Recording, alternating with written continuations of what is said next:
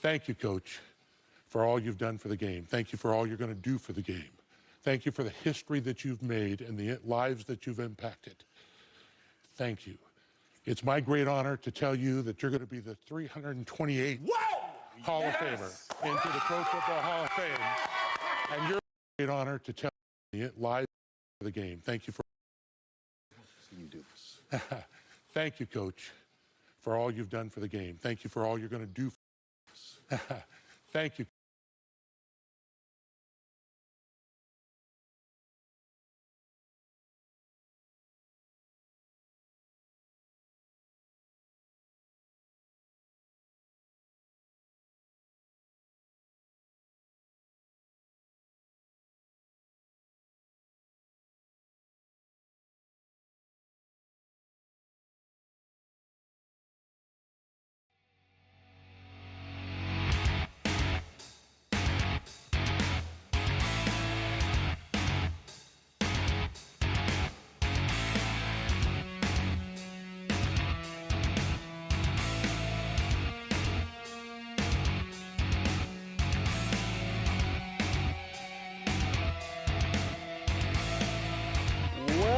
Well, we've got a lot to talk about today. Excited for a game tonight against the Anaheim Ducks for the St. Louis Blues. Blues Rants Podcast, episode number 6. My name is Philip Miller, as always, your host. Welcome to the Blues Rants Podcast. Tonight we've got the game at 7 p.m. against the Anaheim Ducks at home. Looking to go 4 of 5 so far on this homestand. The longest one this season. Blues picked up another win at home, 5-2 versus the New York Rangers 2 days ago. We will review that one. We'll talk about tonight's game against Anaheim. We'll look into trade rumors for the St. Louis Blues. We'll get into some more sound bites and talk about the wild NFL weekend. Did any of you watch any of those games? I did. Did any of you expect those results? I didn't. We'll get into all that. But I think before we get into any of this, we've got to talk about the news of the day in sports.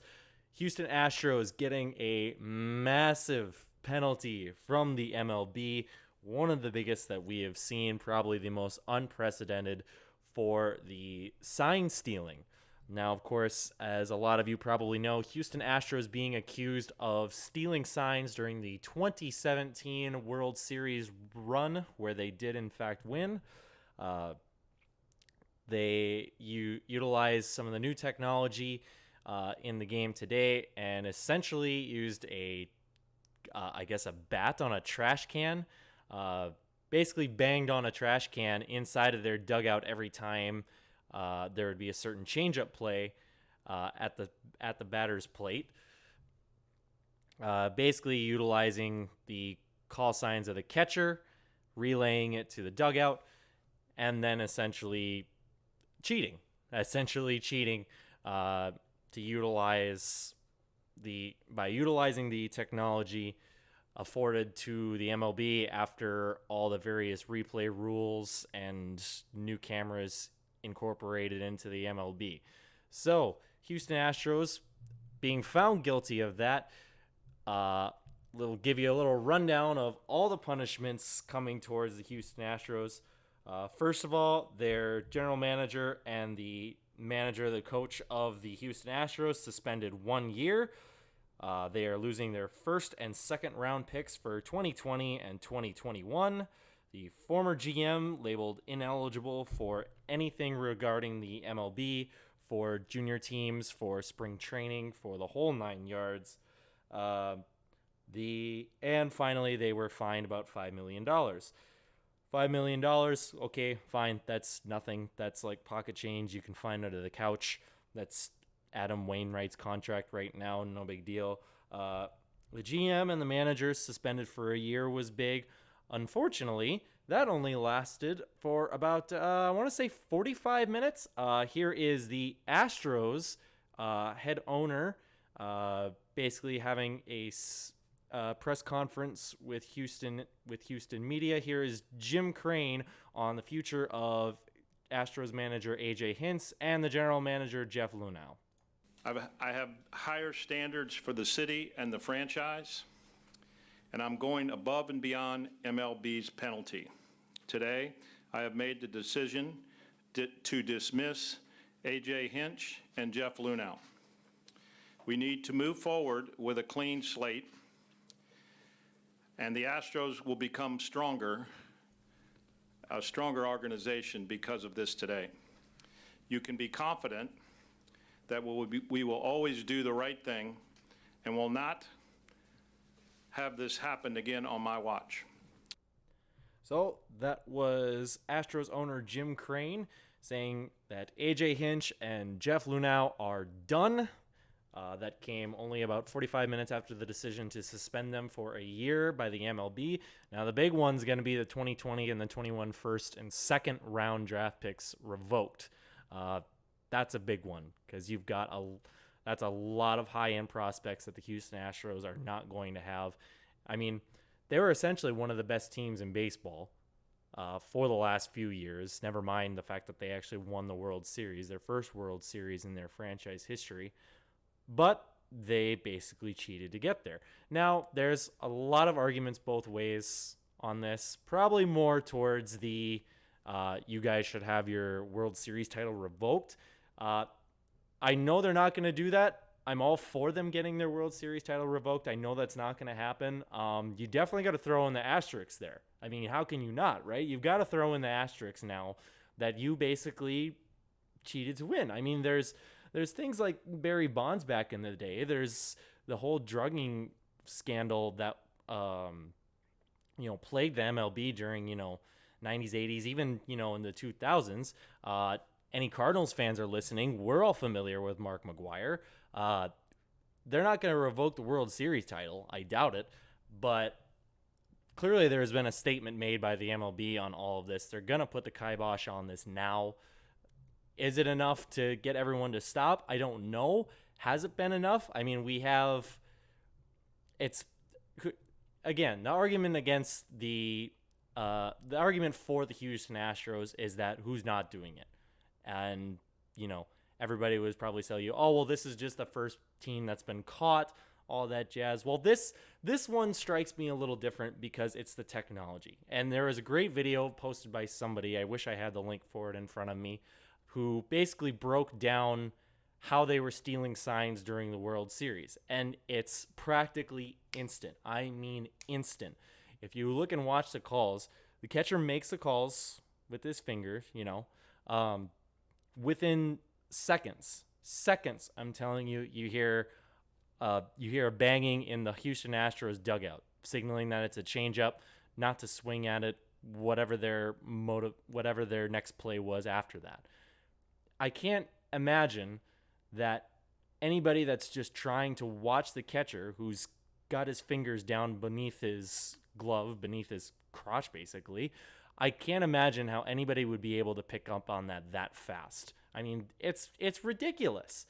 It's truly ridiculous. There's no way that you're able to pick up on the calls that fast without cheating, which is why I'm completely for the suspensions and eventual firings of the manager and the GM. I don't think they're going to strip away the World Series title. I don't think maybe they even could they even really? I mean, there's implications enough with the firing of the GM and the manager, which one or both of them will probably dispute. We'll probably hear more of that in the coming days or weeks. But that you're looking at unprecedented territory. I mean, there's Juventus for the 05-06 season for soccer. There's, of course, Lance Armstrong. Probably the most recent example is Jackie Robinson West, the Little League World Series team back in 2015. You could go as far back as Muhammad Ali back in 67 just for dodging the draft. But I think there's a lot of implications here. I think there's plenty of reasons to strip away the title. They're not going to do it. I'm just going to say that now. They're not going to do it. I think you've got to put some sort of asterisk there forever on that team. But huge major penalties issued by the MLB. They're putting their foot down. They're dropping the hammer on this one, and I'm fine with it. And I'm sure New York Yankees fans and Los Angeles Dodgers fans are fine with that as well. Maybe not enough. Who knows? But that'll be all from the Houston Astros. We'll jump into the 5-2 win over New York. Blues, again, another commanding win on this real soft homestand. Like I said, you got to be taking at least 4 or 5 games here. They've been on a good track so far. Another decisive 5-2 win over the New York Rangers. I liked Zach Sanford's game.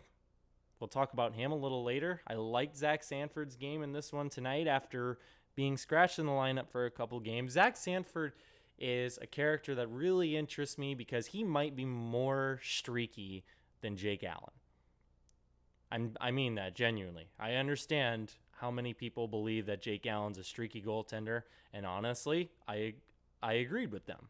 Up until probably this season, I think he's rebounded really well as kind of our road guy, and we could even see Jake Allen in net tonight as rest for Jordan Binnington.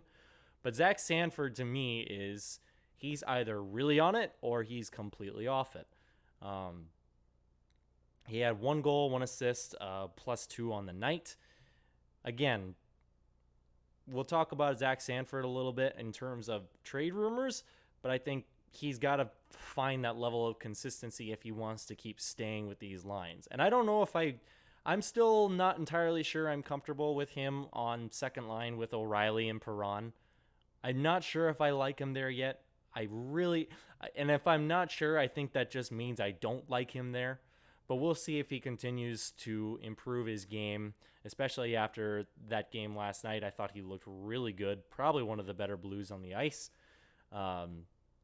Jordan Binnington, that was a rare game where he did not look good, in my opinion. Now, I'll admit he wasn't overly challenged in the game, but he allows one of the first shots from the Rangers on that real fluky goal there by Heedle, however you pronounce his name, I forget.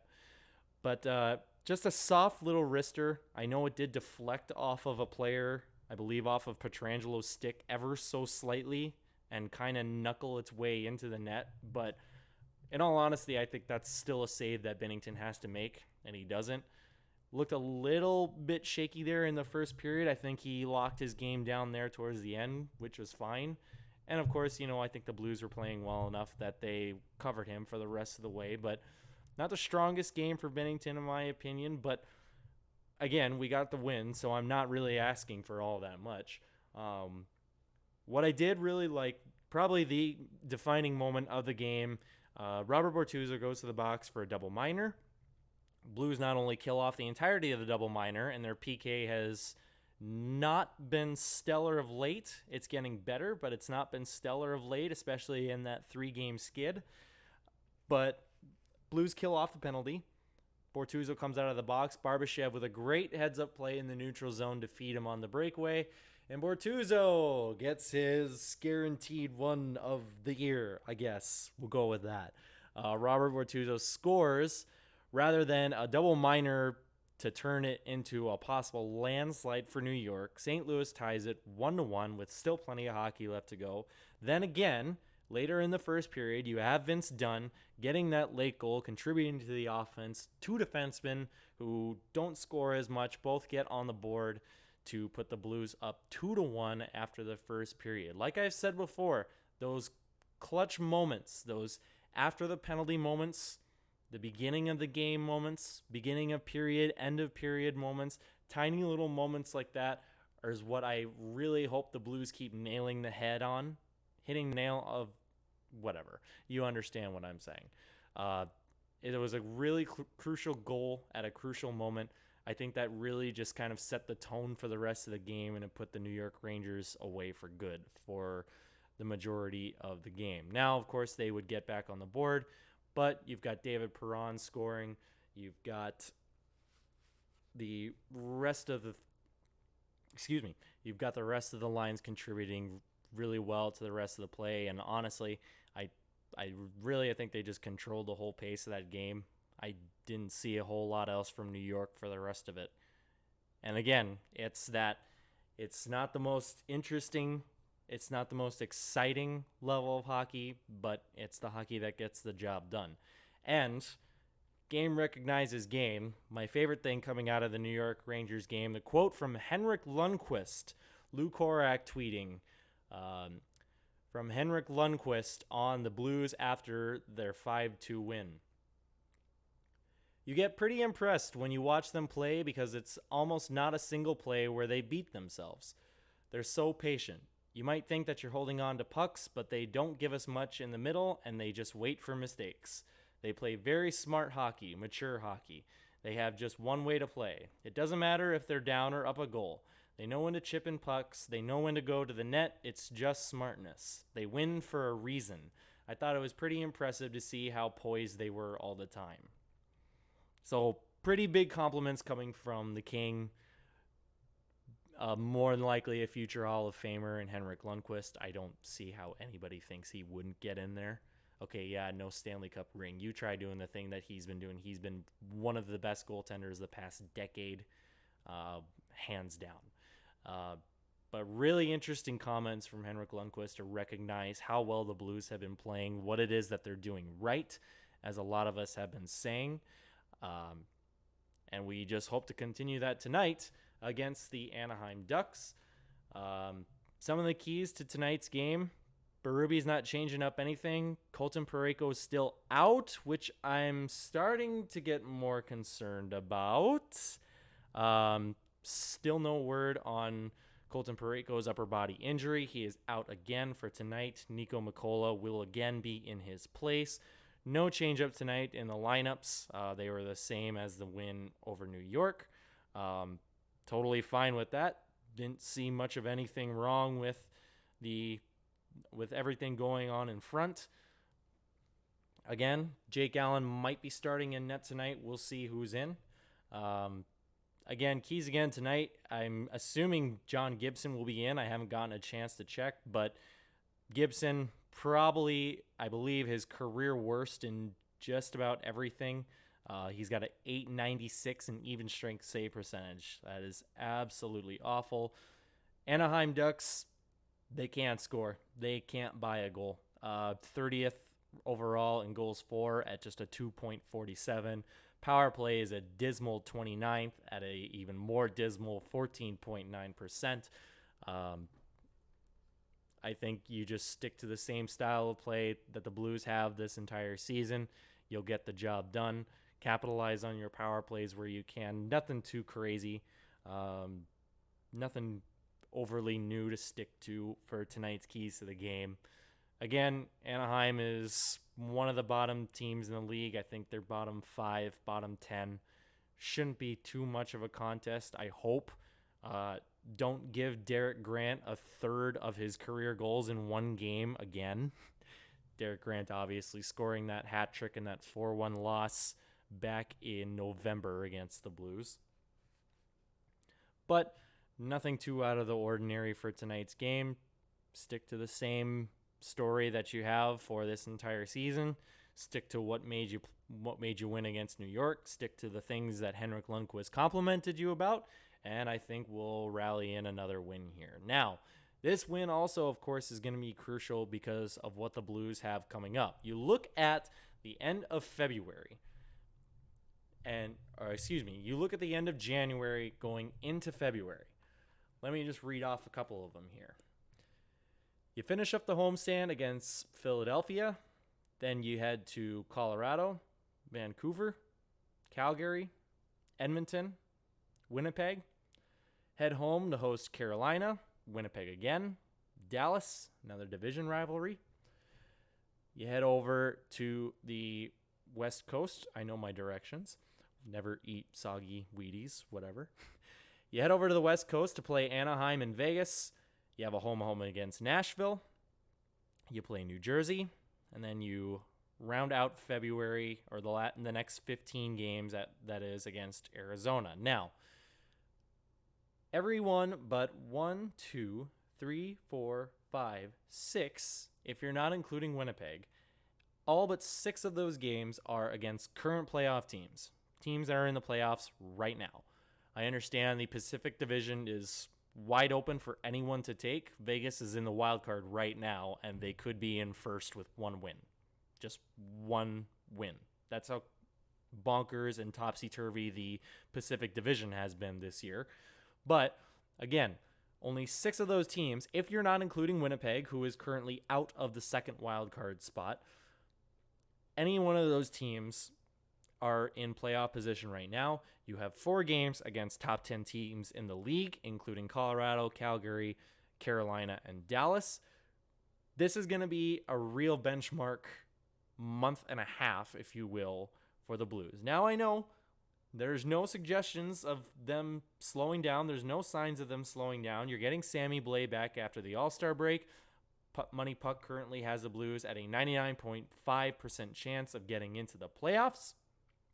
But still, all the same, I have seen the Blues of 2016-17, when from December to February, they went 10-15-1, and we fired Coach Hitchcock, we brought in Mike Yeo, and we basically just crawled into the playoffs on one bad leg only for a first-round exit. This is going to be a big month and a half, and I really believe it only gets harder towards the end of February. You're playing Dallas a lot. You have another home-at-home with Nashville. We all know how that went last time. You've got games against Colorado all coming up in February and March. This is going to be a big month and a half where the Blues can either seal the deal or just like that, they can find themselves right back in it. Now, of course, they have a 9-point lead over anybody in the Western Conference. There's no bashing that. That's an incredible stat for them, and the playoff metrics are only in our favor. But this coming January and February, big month and a half for the Blues to really lock things down, get ready for a playoff position, and make the repeat seem very doable. I don't think a lot of people are still talking about it. I think a repeat is still very much in the Blues' favor, though I don't want to jinx anything. So that'll be all for teeing up the game against Anaheim and talking about the game against New York. I tried looking all over for any trade rumors involving the Blues. I tried looking at Elliot Friedman. I tried looking to Jeremy Rutherford, Luke Korak. I looked around for Pierre LeBrun. As far as the Blues trade rumors go, nada. I'm not able to find anything, which I think is a great thing. If there is anybody the Blues would be interested in, again, I think it would be Chris Kreider out of New York, maybe Tyler Toffoli out of Los Angeles. And like I mentioned earlier, I believe Zach Sanford would be one hot commodity. You know, Zach Sanford seems to be kind of the guy on the chopping block right now. If you were really looking for somebody over him, which, by the way, I think we're about 6 weeks almost to the day out of the trade deadline in late February.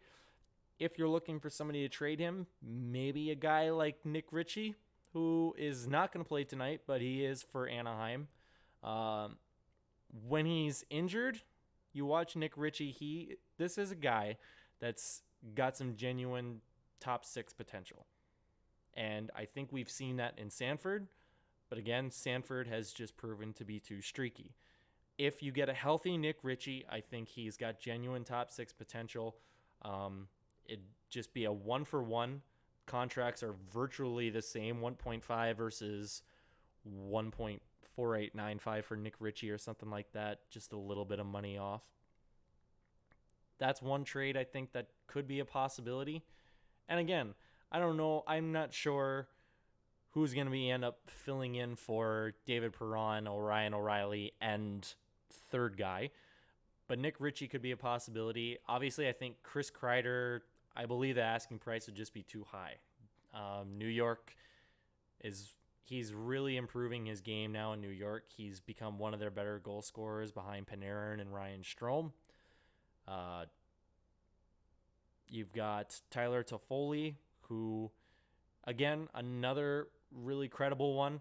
Another guy that could easily slot into your top 6, but I think the asking price is too much. And if you look at Doug Armstrong is not the guy to take these big risks like that just for a little extra all in when you're headed to the playoffs. You look at last year. Last year was obviously at this point was a new low for St. Louis. We thought he was this close to just hitting the button to drop the bomb on the St. Louis roster and start trading everybody from Tarasenko to Pietrangelo to Allen on down. And we managed to get a goaltender, and just like that, we're back in it after an 11-game history-making win streak.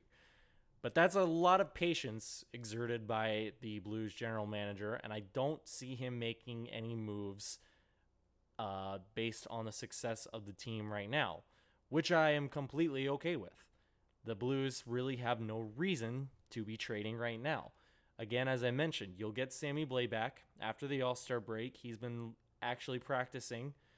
Carl Gunnarsson is back and healthy, basically just waiting his turn. Colton Parayko's a little bit to be determined, but I'm sure we'll get him back for playoffs. And most importantly, guys, let's not forget, you're getting back Vladimir Tarasenko more than likely for playoff time. That'll be one of your top 6 right there automatically. So I don't think there's much to worry about, or there's much reason to have anybody traded in St. Louis. Now, obviously, next season's going to be a question mark with Alex Pietrangelo not re-signed yet. I believe, in my mind, I think we are running with the squad that we have right now and let the chips fall where they may after the postseason.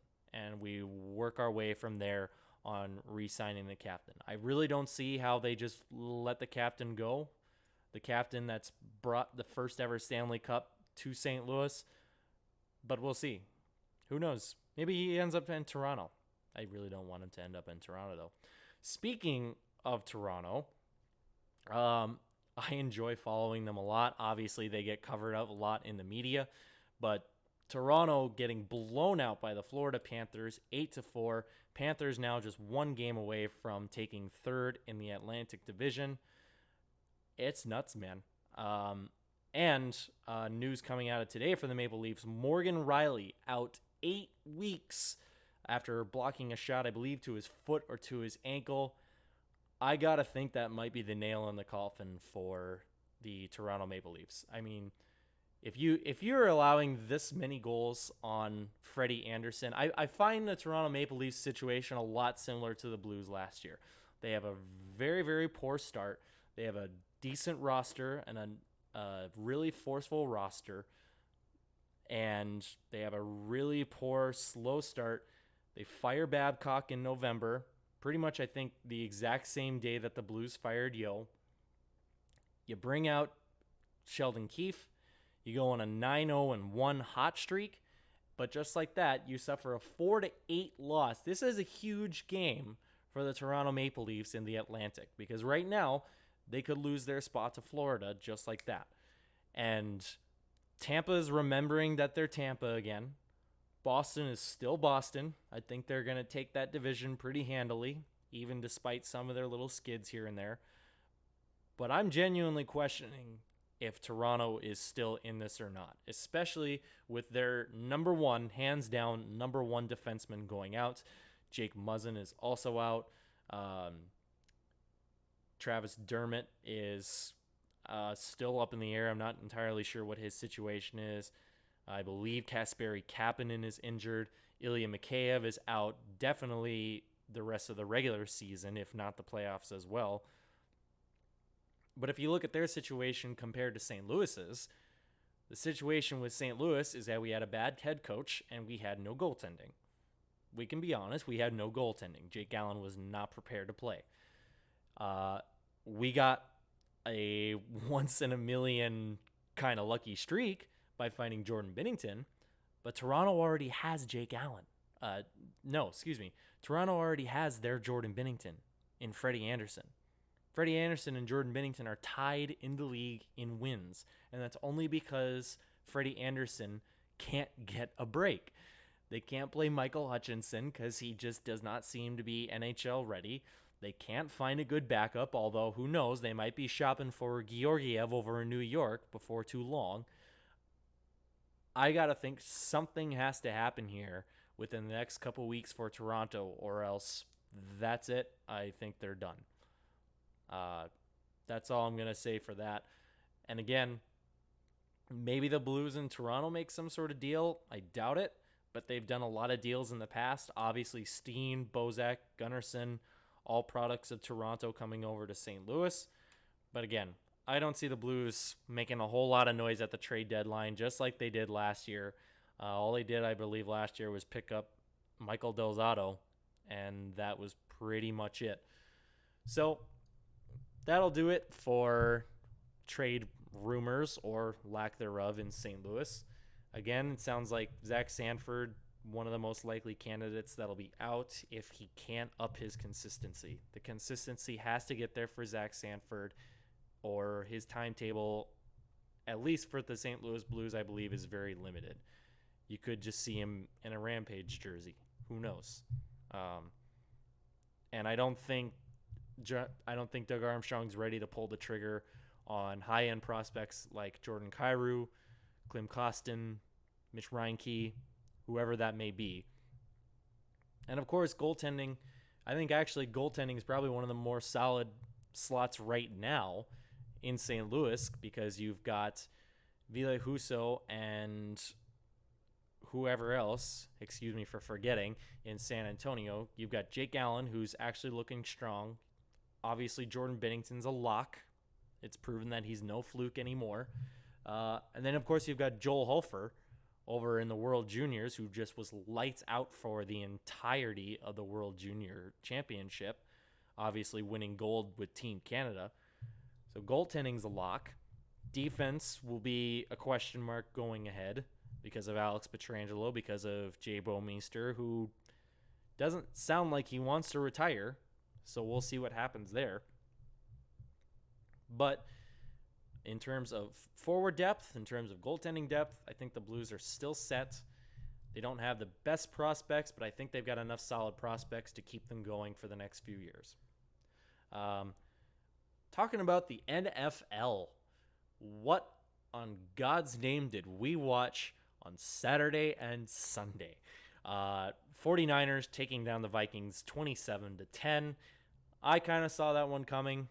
I'm near the Minnesota area where I record this show, so I have not been super impressed with the Vikings offense. Again, they've only had that one big profile win with Kirk Cousins as a QB for Minnesota, and that was against the Saints, which they've already done 2 years ago by stunning them in the playoffs. Again, I wasn't surprised by this one at all, but Titans and Ravens, who saw that one coming? Now, there's only one reason why I believed I would have seen this coming, and that was because all the rest that you give to Lamar Jackson, all the rest that you give to the rest of some of the sensational Pro Bowl selected roster for the Ravens. And the Titans, you got to talk about momentum, man. The Titans have basically been fighting for their playoff lives ever since about week 11 or 12. They get in, they take down the dynasty that is the Patriots, and all of a sudden, just like that, all of your top players for the Ravens have been resting for the last 2-3 weeks. They've obviously got some rust there. And say what you will about Lamar Jackson. Lamar Jackson's going to be a fantastic quarterback, I think, for many years to come. But he picked the worst time to basically play his worst game of the season. Regular season, he was a lights-out MVP candidate, hands down. I don't think anybody's questioning that. But the Titans looking all of a sudden real strong as they continue on in the playoffs. And I'd love to root for the Titans because, as I said, that would make it in a calendar year that 4 of the big 4 teams have a new champion at the head of all of their sports leagues. Obviously, you have Washington in the MLB, the Blues in the NHL, and the Toronto Raptors in the NBA. But it'd be super fun, I think, now that we have a 1 in 4 chance of a new champion being crowned in the NFL. Texans and Chiefs, no lead is safe. No lead is safe. What in the world was that? First quarter, they were lights out, 24-0. Chiefs come back with 51 points to defeat the Houston Texans, 51-31. I think Patrick Mahomes is the guy to bet on as the next decade quarterback. I think he'll be up there in the next quote unquote Brady or Breeze or Rodgers or whatever term you want to use for the next generational quarterback. I think Lamar Jackson will also be in that conversation, but I think Patrick Mahomes' ceiling is just a little bit higher. Obviously, Lamar Jackson is still new to the NFL, had a terrific breakout season, but I think you got to give it to Patrick Mahomes. I'd like to see him go far. Obviously, we're a Missouri-based podcast, but we'll see. And Seahawks and Packers, I'd say it was pretty much Russell Wilson versus the Packers. Russell Wilson is a theatrical quarterback, stellar quarterback, but he could only do so much against the Packers. I think it'll be the same story with Green Bay for next week. I think it'll be a lot of Aaron Rodgers trying to show what he still has left in the tank after all these years. But the Packers pretty much were beating up on an injured team, and they still only won 28-23 over the Seahawks. So that'll be it for the NFL recap. Crazy stuff. Crazy fun stuff out of the NFL. Oh, man.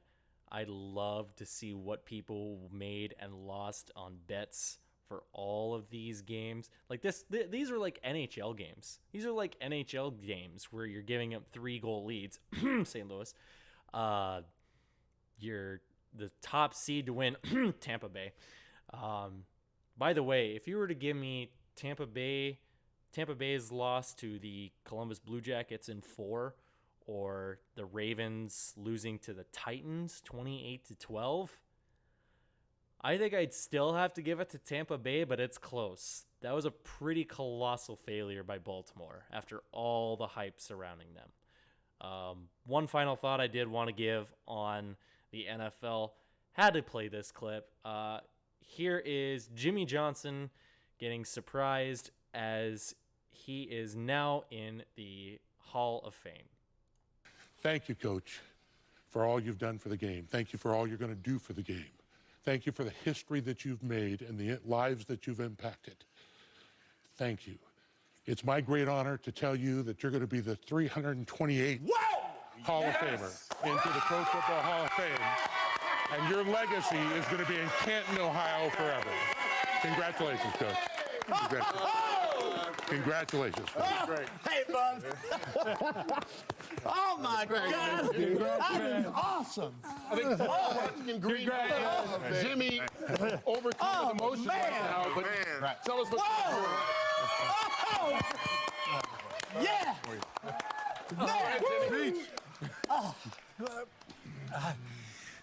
The only thing I can think of is all the assistant coaches that have worked for me, all the great players that have played for me. They're the reason I'm here, and they're the reason I can't talk. All right. No. Where's your boss? I mean, this is so special to me because when you put in the work that we put in, it's nice to know people appreciate it. We love you, JJ. Love you, man. Amen to that, brother. Love you. Congratulations. Jimmy Johnson, the latest member of the Pro Football. Oh my gosh. If you watch that, go watch that video and try not to cry. I know it's a bunch of tough football guys, football pros and Hall of Famers and veterans and things like that. But if you look and watch Troy Aikman, they keep cutting back to Troy Aikman in the booth. Oh my goodness. Obviously, Jimmy Johnson was Troy Aikman's mentor. Such an emotional moment, such a great moment, and congratulations to JJ for getting into the Hall of Fame, where he's now amongst a panel of all fellow Hall of Famers. So congratulations to Jimmy Johnson on that. That is probably going to do it for this episode. Again, we've got Blues, Ducks coming up in 25 minutes to puck drop. This has been the Blues Rants podcast. Again, go to bluesrants.com to follow insights, recaps, and more on everything Blues and Rampage. Head to our Twitter to find live coverage and replays of tonight's game against the Anaheim Ducks. Once again, my name has been Philip Miller. Thank you very much for listening to the Blues Rants podcast. Leave you again with We Should Leave This Tree. Here's Eyes on the Undertow. Thanks for listening.